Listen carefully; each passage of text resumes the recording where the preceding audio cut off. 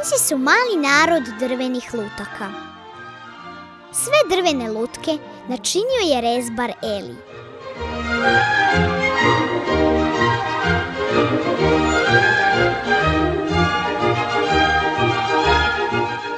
Svaki je drvenak bio drukčiji. Neki su imali krupne oči, neki su bili visoki, a neki opet niski. Jedni su nosili šešire, drugi ogrtače, ali sve njih biješe načinio isti rezbar i svi živjahu u tome gradiću.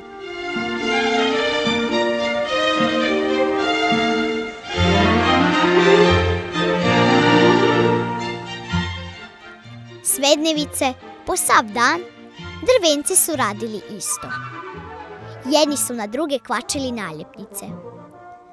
Tako nitko u gradu nije činio ništa drugo doli na druge kvačio zvjezdice ili točke, koji bijahu lijepi, a to je značilo da su od posve glatka drveta i da im boje blistaju. Dobivali su uvijek zvjezdice.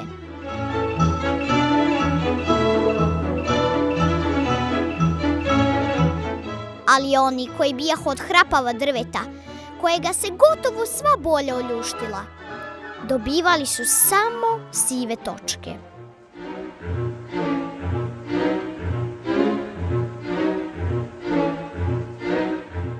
Zvjezdice su dobivali i oni koji su bili kadri učiniti nešto zgodno.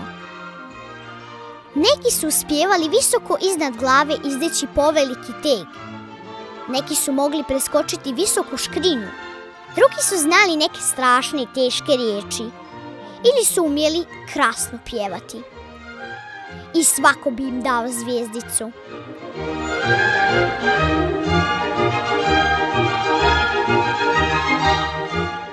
I tako su neki drvenci imali posvuda zvjezdice, a kada bi jednu dobili, osjećali bi se osobito dobro. Tada su s mjesta poželjeli učiniti nešto novo, kako bi i opet dobili zvjezdicu. Drugi su mogli učiniti tek nešto malo ili čak ništa i dobivali su točke.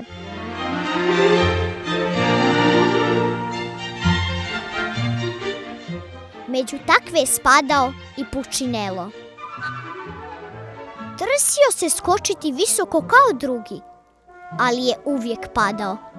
A čim bi pao, netko bi mu priskočio i prikvačio točku. Kada je pokušavao objasniti zašto je pao, obično je izvalio nešto blesavo, te mu drvenci samo dodavali nove točke.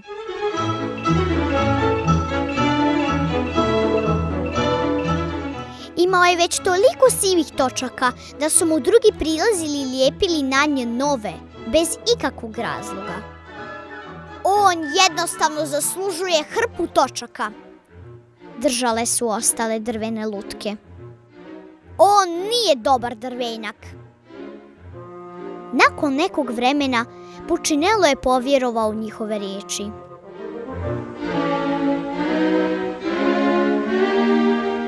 Kada je izlazio, zadržavao se s drvencima koji su također imali puno točaka. Bolje se osjećao u njihovu društvu. Jednoga dana susreo je ljupku djevojku, Drvenku. Bila je posve drukčija od svih. Nije imala ni jedne zvjezdice, ali ni točke. Jednostavno je bila sva od sama drveta. Zvala se Lucija. Zapravo, stvar nije bila u tome da joj drugi nisu željeli prikvačiti naljepnicu, nego se one jednostavno nisu mogle na njoj zadržati. Neki drvenci divili su se Luciji jer nije imala ni jedne točke. Pritočavali su, htijući joj prikvačiti zvjezdicu, ali zvjezdica bi odmah skliznula s nje. Drugi su je pak gledali s visoka jer nije imala ni jedne zvjezdice. Željeli su je prikvačiti točku, no i točke bi jednostavno skliznule s nje. I ja bih htio biti takav, mišljaše Pučinelo. Ne želim da itko išta na mene kvači.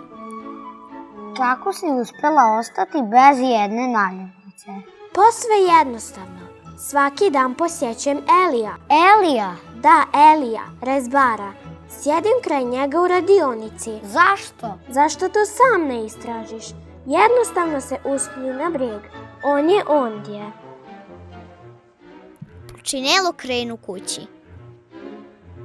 Promatraše kako na ulici trčkaraju drvenci, ljepići jedni na druge zvjezdice i točke. To je pogrešno, reče Pučinelo sam sebi i odluči posjetiti Elija.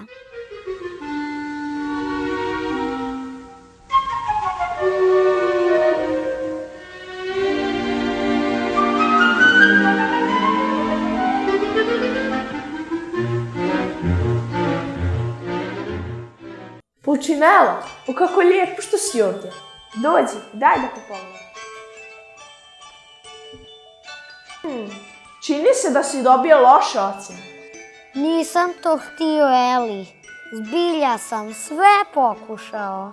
Ne moraš se opravdavati, malini. Meni je sve jedno što misle drugi drvenci. Stvarno? Ko su oni da ju udjeljuju zvjezdice i točke? Drvenci su isti kao i ti. Što misle nevažno je, Pučinelo. Važno je što ja mislim, a ja mislim da si ti jedinstven. Ja? Jedinstven? Zašto? Ne mogu brzo trčati, ne umijem visoko skočiti, boja mi se ljušti. Zbog čega sam ja tebi tako važan? Jer ti pripadaš meni, zato si mi važan. Svakoga sam se dana nadao da ćeš doći. Došao sam jer sam susreo nekoga tko uopće nema ni jedne naljepnice. Znam, pričala mi je o tebi. A zašto se naljepnice ne mogu na njoj zadržati? Jer je ona zaključila da je važnije ono što ja mislim, nego što misle drugi. Naljepnice ti se prikvače samo ako ti to dopustiš. Što? Pa to, naljepnice ostaju na tebi samo ako su ti važne. Što veće bude tvoje povjerenje u moju ljubav, to će ti manje značiti ono što ti prišiju drugi. Ne vjerujem da to razumijem. Doći će i to. Treba malo vremena. Dođi svaki dan k meni kako bih te podsjetio na to koliko si mi važan. Misli o tome. Da si jedinstven jer sam te ja načinio. A ja nikada ne činim grešaka. Pučinelo ne zastade, ali u svome srcu mišljaše. Vjerujem da taj to doista ozbiljno misli. I čim je tu misao domislio, otpade s njega jedna naljepnica. Od tada je svaki dan dolazio kod rezbara i otpala je s njega i posljednja siva točka. Bio je sretan što se oslobodio svih obilježja i postao svoj.